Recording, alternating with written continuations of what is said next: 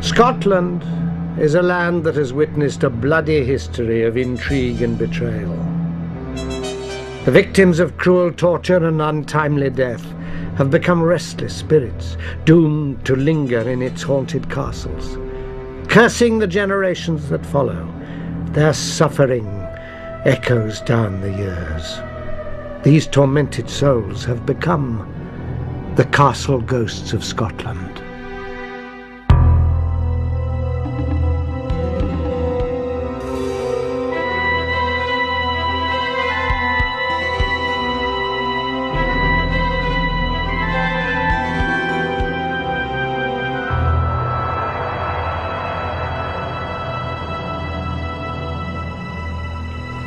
Have you ever seen a ghost?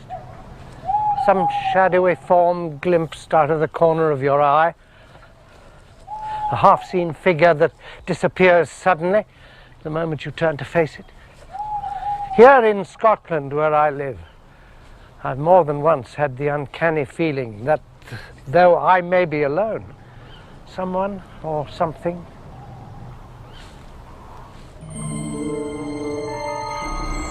is watching me.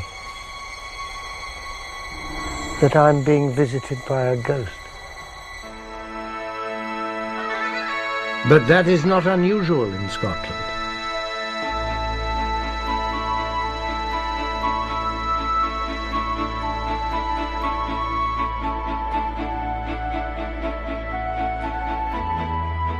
Scotland's past is as rich and dramatic as its landscape.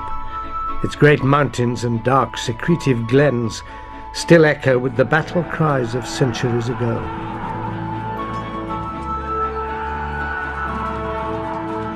As well as Scotland's warlike traditions, there exists a strong belief in the powers of the supernatural.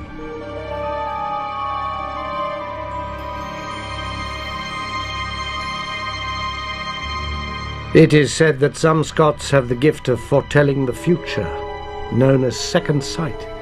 Each clan had a seer who was given to premonitions. But this gift of prophecy is more often a curse, for death and disaster constitute the commonest visions.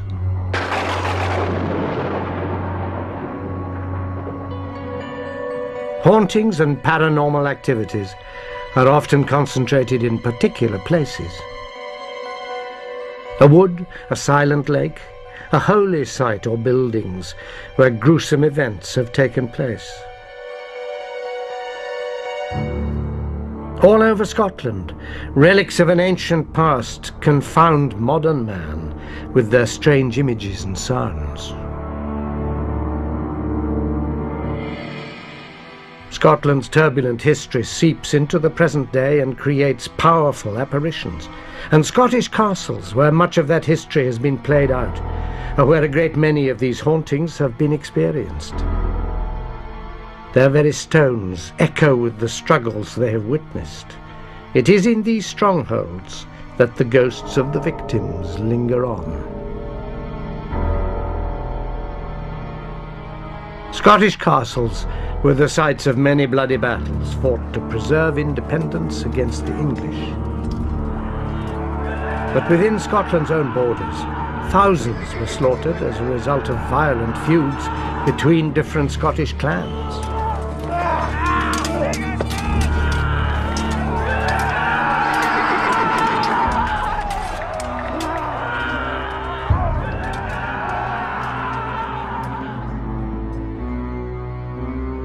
A haunted fortress stands on the west coast of Scotland, in the region of Argyll.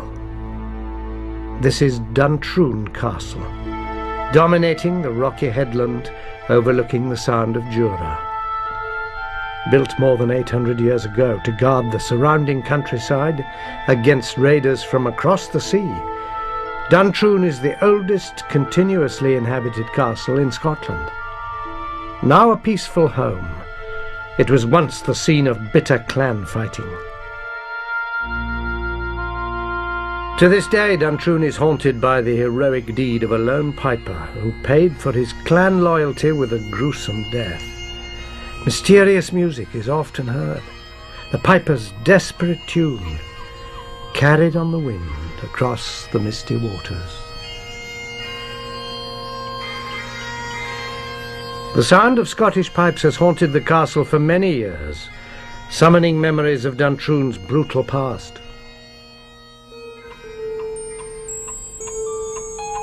Other paranormal events occur within the castle.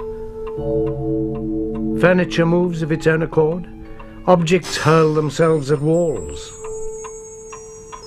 Clocks stop. And a gruesome discovery was unearthed beneath the castle flagstones. Duntroon Castle has been in the Malcolm family since 1792 and is today the property of Robin Malcolm of Poltalloch. It's long been said that the spirit of the Piper of Duntroon is still about the castle. Do you think he's here? Yes, certainly we do. My wife and I never feel alone here, and our dogs will sometimes let us know if something is passing. Don't you?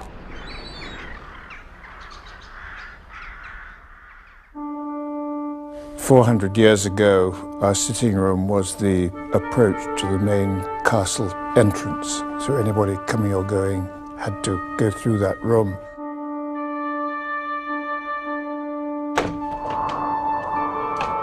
On certain nights, the Malcolm's dog behaves strangely, as if it had seen and heard something.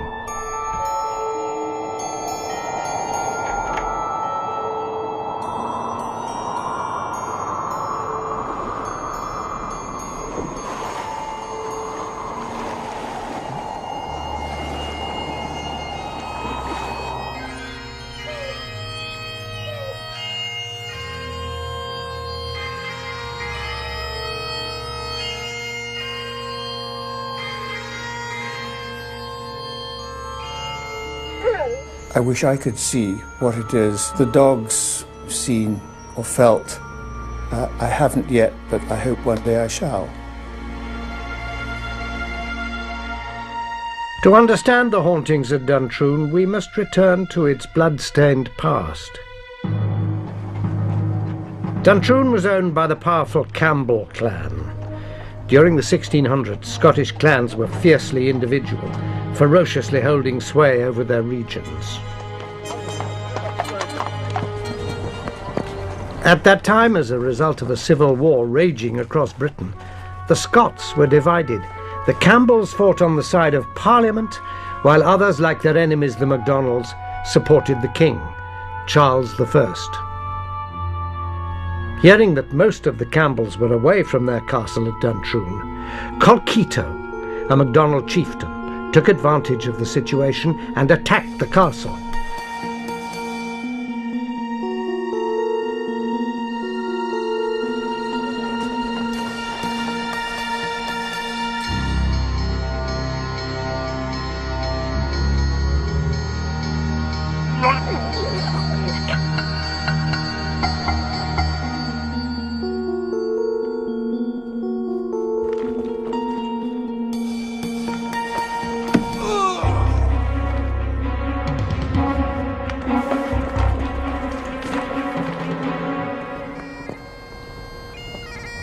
As soon as the MacDonalds had taken Duntroon, Colkitto sailed away to continue his campaign. He left behind a small garrison and his loyal Piper to guard the castle. Pipers held an important place within the Scottish clans. Well educated and travelled, they ranked highly in the chief's household. When going into battle, the Piper stood forth alone, piping the men onward, their focus of loyalty.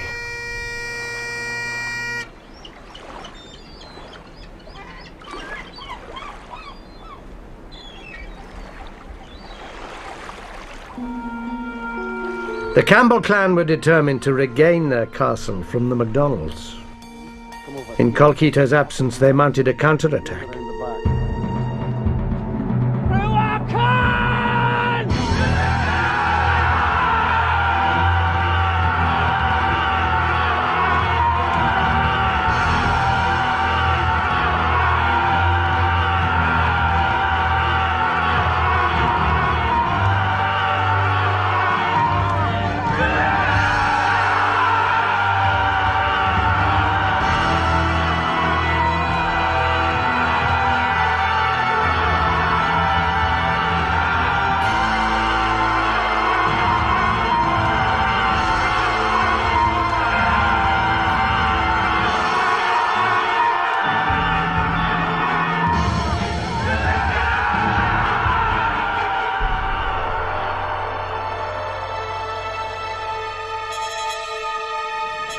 Eventually, the Campbell clan recaptured Duntroon. Every MacDonald was put to the sword, except one, the MacDonald piper.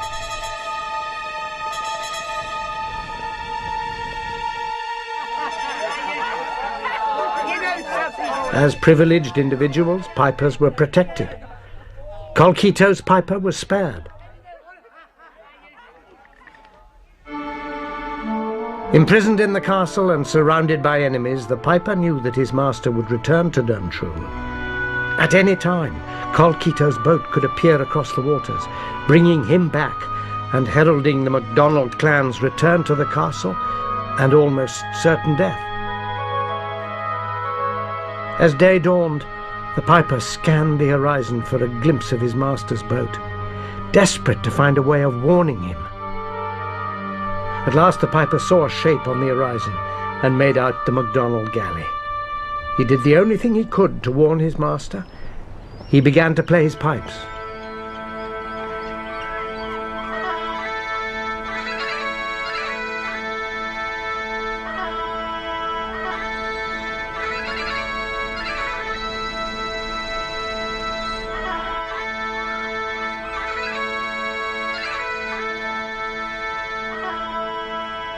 Across the waters, Colkitto heard the faint strains of the bagpipes.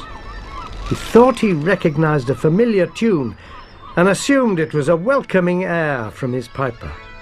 But as he sailed nearer, the notes suddenly changed. And he realized that this was instead an urgent warning saying to him, "Beware, turn back." Bear away!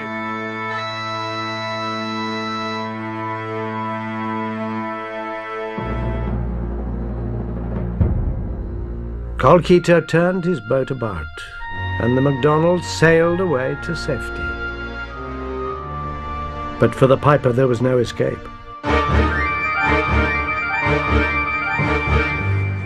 For the Campbells had realized the message in the tune. A punishment was found to fit the crime.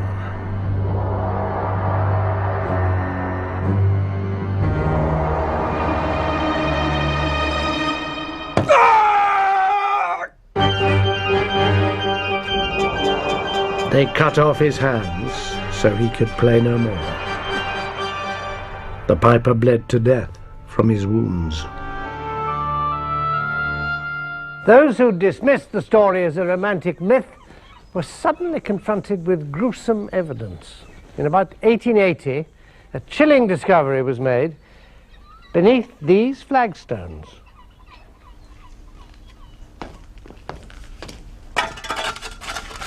Repairs were being carried out here, and the stones were being replaced.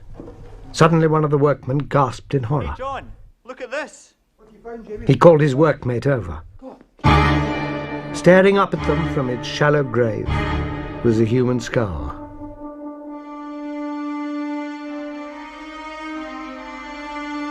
When the surrounding slabs were lifted, a full skeleton was revealed. They saw quite clearly the skeleton had no hands.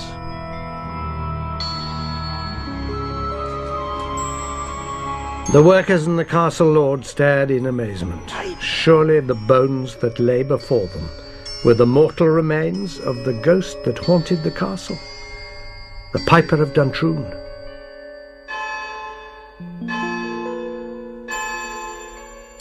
We commend into thy hands, most merciful Father, the soul of this our brother departed. The lord of the castle asked the bishop to give the skeleton a proper burial and to exorcise the spirit that roamed Duntroon. With us. The grace of our Lord Jesus Christ, the love of God, The bishop performed the rite of bell, book and candle. and the fellowship of the Holy Ghost be with us all evermore. Amen. But despite the exorcism, the piper's spirit still seems to dwell within the castle. So was the spirit of the piper not laid to rest? We think not. I've got a letter upstairs from my father to a friend saying that things happened that couldn't be explained in the normal way. In spite of the disturbing events, objects being moved and broken, the Malcolm family learned to accept the ghostly presence.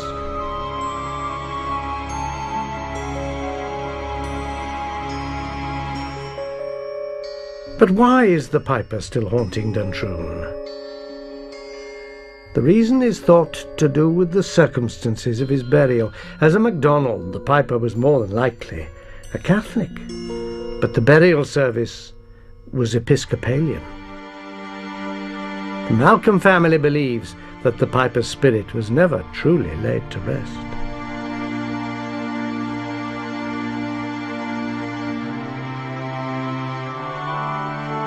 A single standing stone marks the spot where the skeleton is said to have been buried. It is known as the Piper's Grave.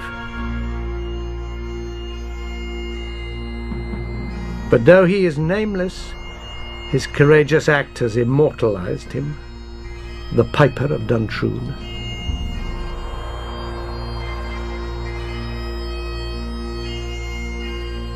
It is thought that some supernatural phenomena create changes in atmospheric pressure, alterations in the Earth's magnetic field, and that animals with their acute senses may more readily detect and react to a spirit force than man, who often experiences no more than a sense of unease.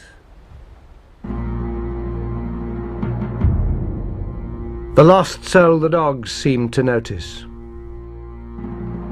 The haunting pipe music.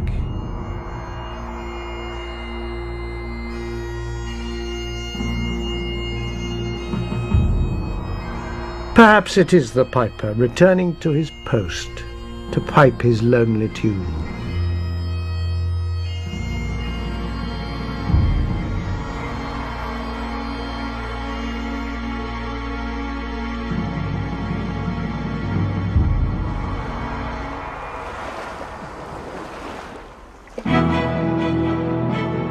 Another Scottish castle has 3 fearsome hauntings.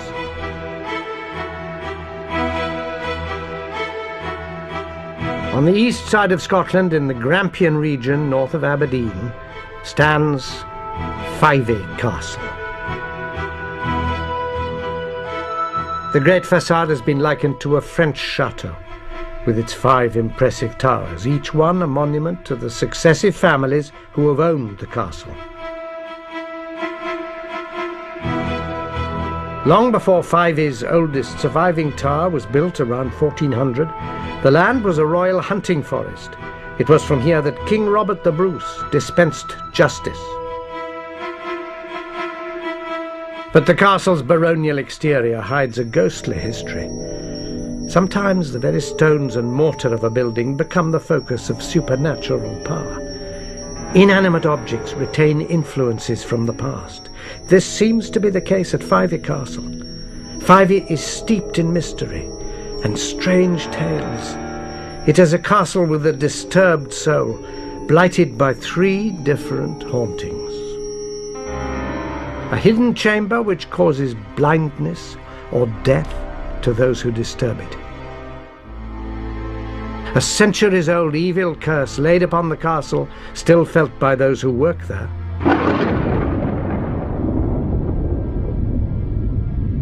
And the ghost of a betrayed wife, the Green Lady, who walks Fyvie's long corridors to this day.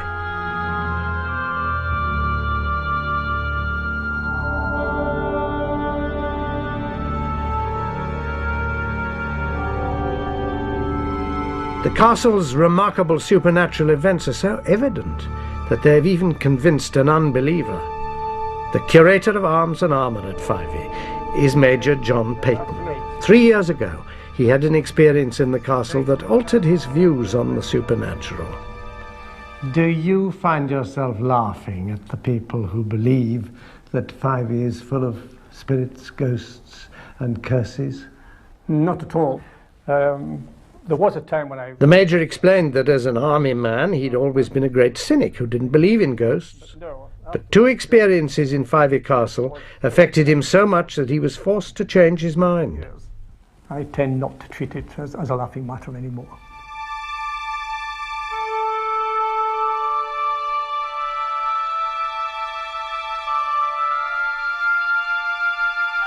One wet January afternoon, as the Major entered Fyvie's drawing room, he stepped aside to let somebody pass. But when he looked, no one was there. Only a strong rose perfume was left hanging in the air.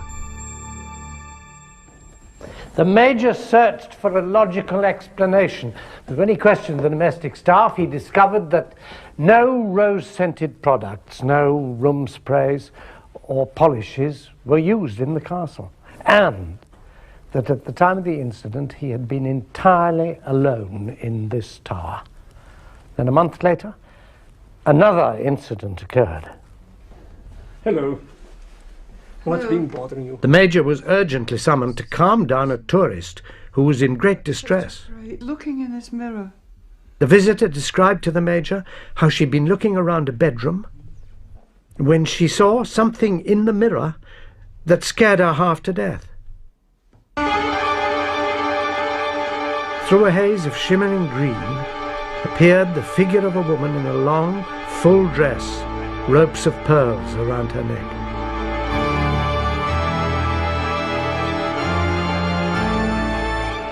Then, in the blinking of an eye, she was gone. The visitor was in a terrible state. She thought no one would believe her. But the Major told her she was wrong. Oh, you're not going mad. He believed her. You do? Yes, I do. But who do you think it might be, this figure that you both experienced? Oh, without any doubt in my mind, the Green Lady of Fyvie. The Green Lady is thought to be the ghost of Dame Lilias Drummond. In the early 17th century, the owner of the castle was Alexander Seton, Lord Fyvie. He lived in the castle with his wife of many years, Dame Lilias. But Seton was dissatisfied with her. He was a dominating personality and singularly ambitious. They had 5 daughters, but not a son, the heir he longed for. Relations of Dame Lilias lived nearby. Among the family was a young girl, Griselle.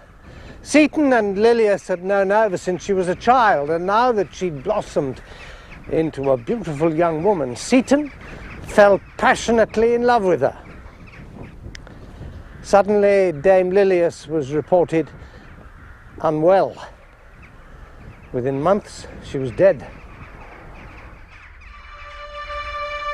Whispered rumours about how Lilias had died echoed around the castle. They focused on a tiny room at the top of one of the castle towers. My Lord Seton. Seton, they said, had locked his wife up in this room. Anyone who attempted to release her was thrown out of a nearby window. Alone and half mad, Lilias starved to death.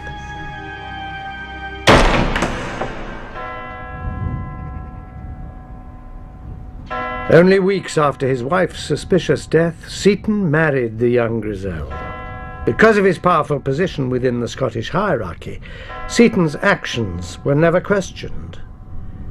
Dame Lilias, however, would soon return to take her revenge on the new bride and groom.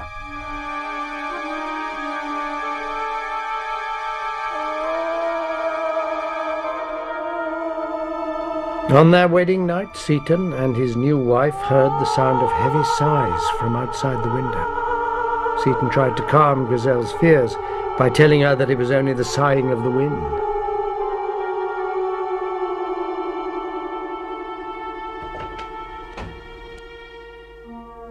He opened the window and looked out, but the night was still, and he could see nothing in the darkness.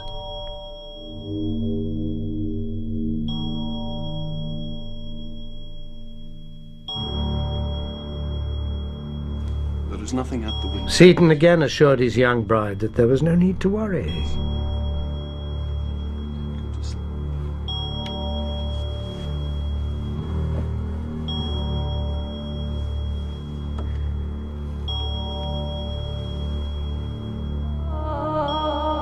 But as the night wore on, the sounds coming from the window grew louder and more human, like the cries of a woman in great despair.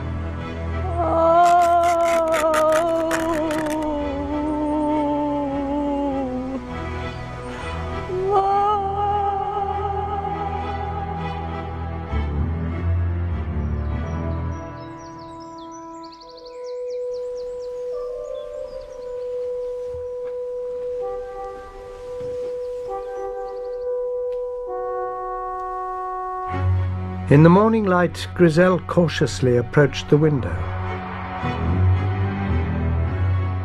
She saw that something had been carved on the window ledge.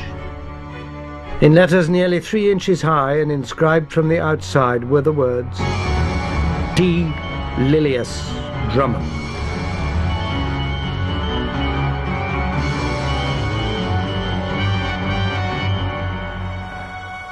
They remain here to this day. Dame Lilius had returned from the spirit world to exact her vengeance. The Green Lady is a startling apparition, but though her appearance is distressing, she rarely causes harm. Another supernatural energy found within the castle is deadlier. At the center of its mystery is a hidden room and an ancient lethal curse. Well, that's really... Christopher Hartley is the assistant curator for the National Trust of Scotland and headed the team who restored Fyvie. Of course, all round Fyvie, they believe that there is a secret room in the castle. Is there any truth in that? Is there a hidden chamber? Well, Fyvie is certainly a very busy house. It's surrounded with stories and ghosts and legends. And indeed, when we came here, we did find an unexplained space underneath this room, the Charter Room. And the room itself has got concealed in the walls various cupboards which open, such as this one here, where behind the panelling you find a blocked wall behind this door. And who knows where that might have led? Somewhere possibly down to a stair. The surveyor wanted to open the concealed room downstairs, but we persuaded him not to. After all, there's a most terrible curse attached to anybody who dares to open it. Twice in Fyvie's history, the curse of the hidden room was invoked. The curse is quite specific: death to the lord of the castle or blindness to his wife if anyone disturbs the chamber. In 1816, General William Gordon, the Lord of Fyvie, attempted to find the hidden room. The general failed to find easy access, and very soon after his attempt, he died. From that time, his wife, a former domestic servant in the castle, was afflicted by a blindness with which she went to her grave.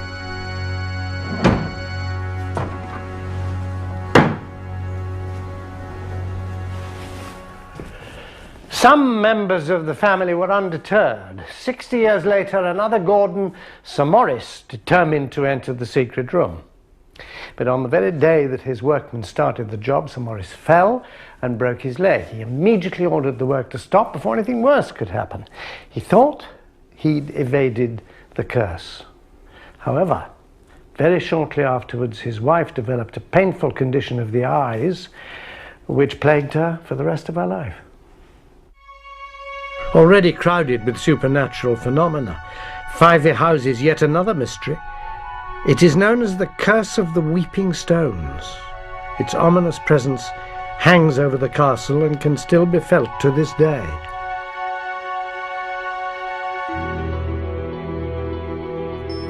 The tale of the curse is as old as the castle. More than 500 years ago, a prophet named Tamas the Rhymer was renowned for his gloomy predictions. He was ill-tempered and always quick to take offense.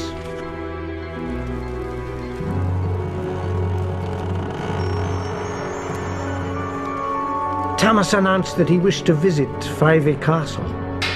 In anticipation of his arrival and to welcome him, the castle's great doors were opened and were kept open at all times. But the years passed and Tamas had not come. Still, the door stood open. 7 years and a day after he'd first announced his intention to visit the castle, Thomas arrived. But as he approached the entrance, a freak storm blew up. The door slammed in his face. Thomas viewed the incident as a personal insult, and in his anger he laid a curse upon the castle and its lands. The curse spoke of 3 stones taken from the boundary markers of the castle lands. Until all 3 stones were found and reunited, a hex would remain on Fyvie. Thomas's curse of the Weeping Stones decreed that the firstborn sons of the families that lived at Fyvie would never inherit the castle.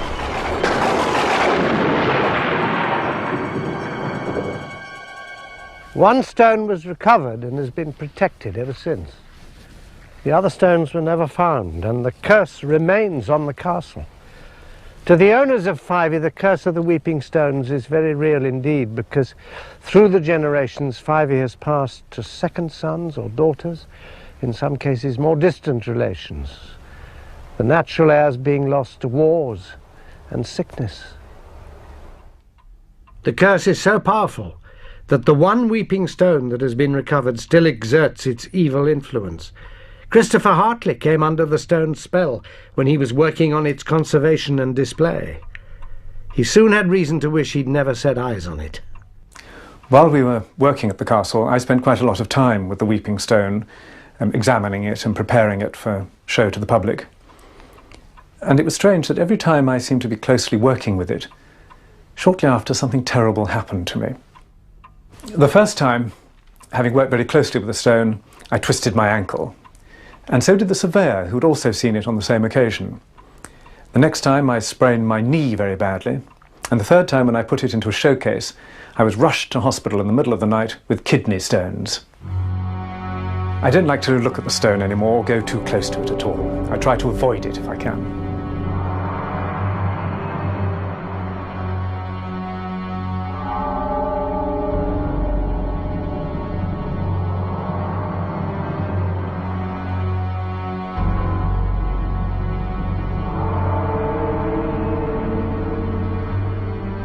The Weeping Stone also has remarkable and unexplained physical properties.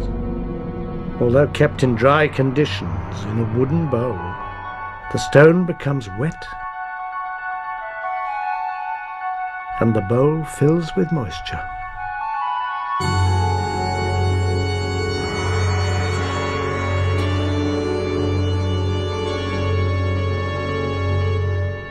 The story of the Weeping Stones is an enigmatic tale which generations of Fyvie's owners have been unable to ignore. The castle's eerie history is very much alive, and though today it's tourists, not courtiers, who throng the corridors, Fyvie teems with spirits from the past.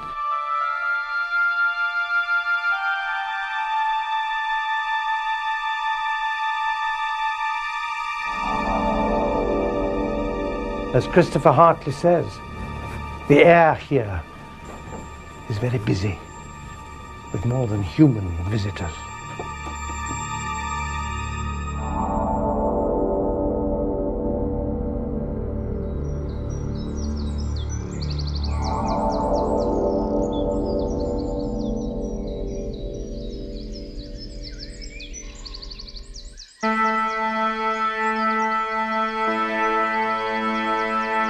One great Scottish castle has a royal and haunted lineage. In the midst of the lush Angus landscape, at the centre of what was once a holy region, is Glamis Castle. It is without doubt the most haunted castle in Scotland.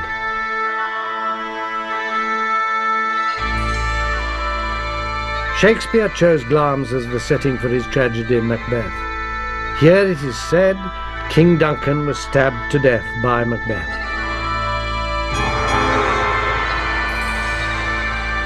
Glamis hath murdered sleep, Macbeth shall sleep no more. But the real lords of Glamis, the Lion family, have a long and violent history as dramatic as any Shakespearean tragedy.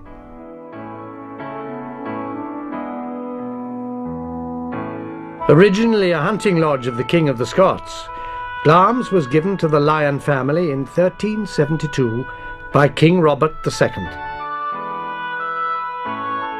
The castle was the childhood home of Her Majesty Queen Elizabeth, the Queen Mother. In the calm light of day, this massive castle, with its turrets, fortifications and spires, exudes serenity, power, grandeur, even magic. But as night falls, the fairy tale image gives way to something more sinister. Glamis ghosts are numerous and legendary. Phantoms have been sighted in the castle for hundreds of years, and one Lord of Glamis is said to have been visited by the master of all evil. A strange atmosphere pervades the castle chapel, a feeling not threatening but of overwhelming sadness, and the sound of a strange, hollow knocking. The atmosphere gradually intensifies into an aura around an ethereal grey lady.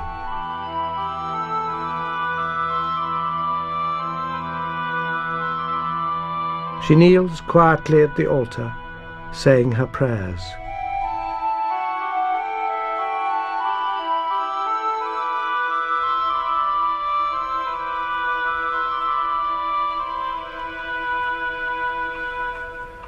With this ghost, at least, the owners of Glamis feel no unease, only sadness. They know only too well her identity and the reasons for her hauntings.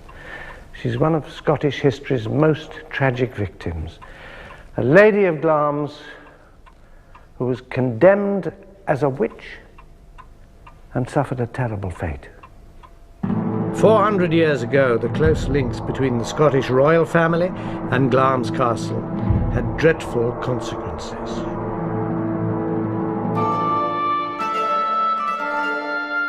The sixth Lord Glamis had married the beautiful and accomplished Janet Douglas, and they had a son, John. The family lived peacefully at Glamis until the Lord died in 1528, leaving his wife in a very vulnerable position. Janet belonged to the Douglas clan. Her brother was stepfather to the king, James V, who despised his tyrannical stepfather. His loathing grew into an obsession, and he carried out a ruthless vendetta against the Douglases. The innocent Janet became the focus of the king's hatred. As a widow, Lady Glamis no longer enjoyed the protection of marriage, and King James seized Glamis for the crown. Lady Glamis was accused of magic and sorcery, of witchcraft, and mixing deadly potions with which to poison the king. No one doubted that these charges were completely false, but she and her son were arrested and taken to Edinburgh Castle, where they were imprisoned in its dark, fearsome dungeons. Meanwhile, King James occupied Glamis, held court here, and seized its contents for himself. Imprisoning Lady Glamis had been easy. Convicting her of the charges levelled against her proved much more difficult. Janet's character was without blemish. She was much respected by everybody who knew her, so that to procure testimony of her alleged treachery, the king had to resort to torture. Lady Glamis's faithful servants and clansmen were stretched on the rack to extract false evidence against her. Her 16-year-old son John was forced to witness these horrors before he himself was brutally tortured.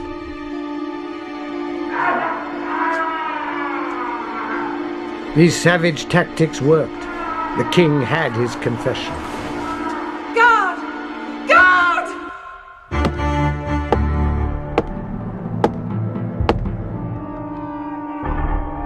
Janet was convicted of witchcraft, and she and her son were condemned to death. On the 17th of July, 1537, Lady Glamis was led out to her execution.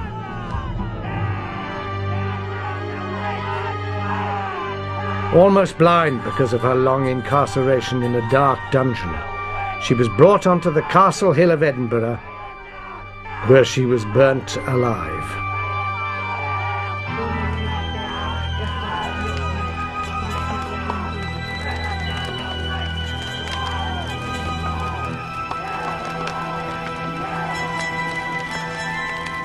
The onlookers fell silent. An eyewitness account of the execution described her suffering with great commiseration, being in the prime of her years, of singular beauty, and suffering, although a woman, with a manlike courage. Her innocence was never doubted. The account concluded that all men believe that the true cause of her execution was not witchcraft, but the hatred which the king carried for her brothers. Janet's son John was luckier. Although condemned to death, he was reprieved until he came of age. But before this happened, James V himself died. Before his death, the king is said to have felt remorse for his action. It was the black spot in his reign, for he was generally known as the poor man's king for his many good works. On the accession to the throne of his baby daughter, Mary, Queen of Scots, the title, lands and the ransacked castle of Glamis were restored to the young Lord John. From the time of Janet's execution, the apparition of the Grey Lady began to appear at the castle. Although she died in Edinburgh, it is here, to her home, that her spirit returns. The hollow hammering sound often heard in Glamis when she appears is believed to be the ghostly echo of workmen building the scaffold on which Lady Glamis was put to death. Ghosts do not always seek out the living. Some, like Glamis's Grey Lady, keep returning to a particular place, oblivious, apparently, of the living world around them. Like a recording of the past, trapped in the castle's atmosphere, her image is played and replayed. Other hauntings are attributed to so-called ghosts of conscience. They attempt to connect with the living as a warning so that the living may avoid their terrible fate. They need to make contact. This is the case with another of Glamis' disturbing manifestations. Unexplained sounds have been heard in the castle late at night. Men's voices arguing, the rattle of dice, and the spectre of an enormous man with a long flowing beard.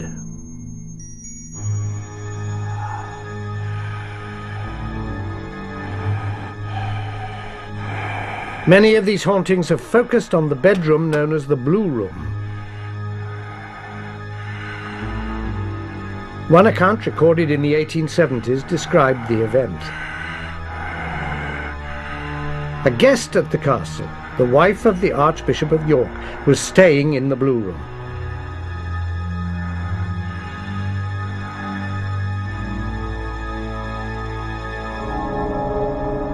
She awoke with the feeling that something had brushed her face, but she couldn't see anyone in the room.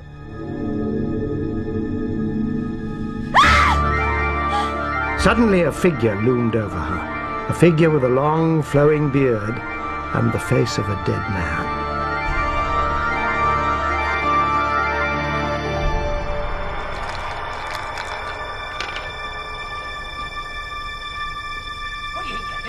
At other times in the castle, late at night, the family has been disturbed by the sound of men's voices raised in anger, cursing, and the rattle of dice being thrown. Sounds that seem to emanate from this walled-up chamber within the castle crypt. Could these strange sounds and the haunting in the blue bedroom be connected? In 1454, Patrick, the first Lord Glamis, was said to have played host to an evil visitor at the castle.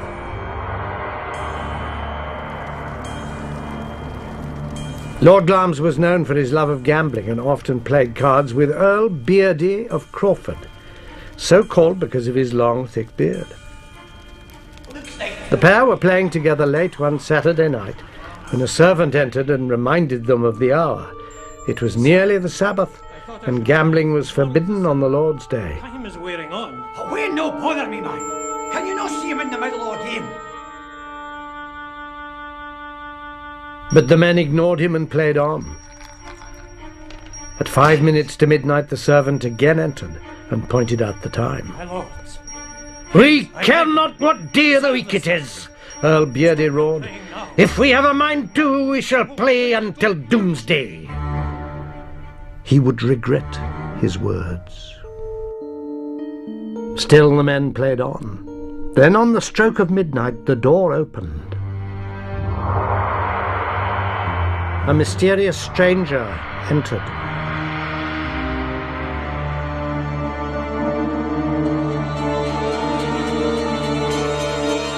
He proposed to join them in a game.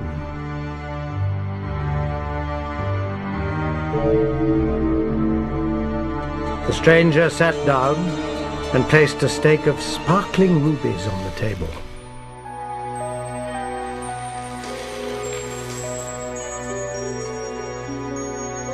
The three men started to play.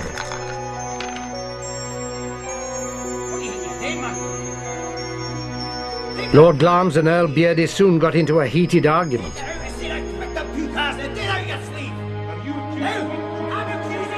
The stranger looked on.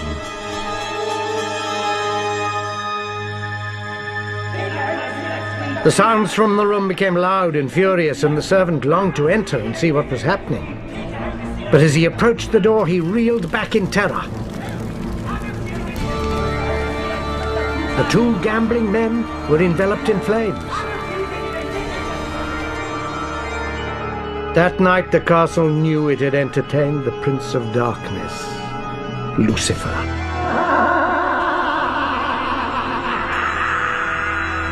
The two men were condemned by the devil to play until doomsday. The price for gambling on the Sabbath. Michael Fergus Bowes-Lyon is the 18th Earl of Strathmore and Kinghorn and lives at Glamis with his wife and young family. The story of Lord Glamis and the Earl of Crawford and their third partner is a fantastic tale. Do you know where the room is in which they played? Well, I think my ancestors definitely blocked up a room here, and it is known as the secret room. I don't know where it is, but it could well be within feet of where we're standing. Blocking up the room did little to silence the noises. And could it be that the spectre of the bearded corpse was in fact the Earl, condemned as one of the living dead?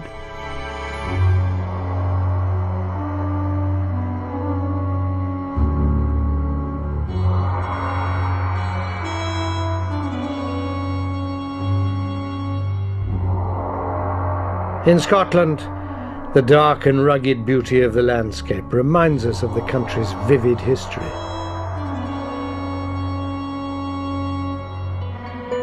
Its warring ancient clans, hard-fighting men, and their violent battles.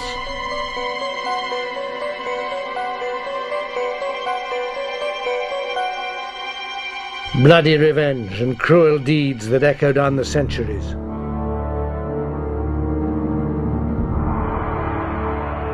In the twilight world between sleep and waking, spectres from another time move into our existence. To each of us they appear as something different: sounds, smells, spirit forms. Across the waves, the warning notes from a loyal clansman play on forever. A name etched in stone, a tangible reminder of a betrayed wife from the spirit world.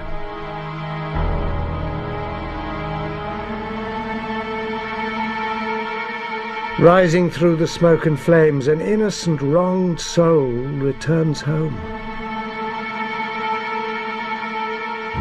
Two men, prisoners in an endless game, are fated to play on until doomsday.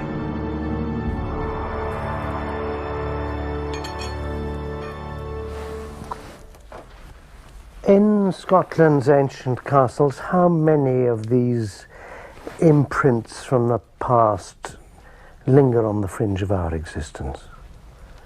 Even here in my own home in Scotland, I'm not alone.